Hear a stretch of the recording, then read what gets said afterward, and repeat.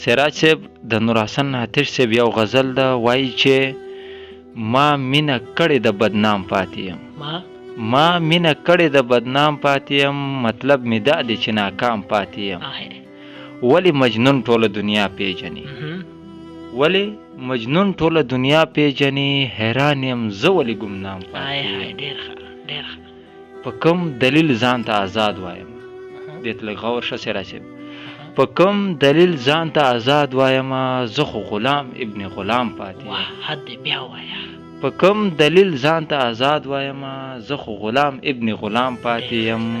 چې دومره غم باوجود نه ماتیږي، چې دومره غم باوجود نه ماتیږي، لیونی زړه ته په سلام او په ما دې هیڅوک زړګی نه خوږوي. په ما دې هیڅوک زړګی نه خوږوي، پښتون یم ځکه خو نیلام پاتې یم.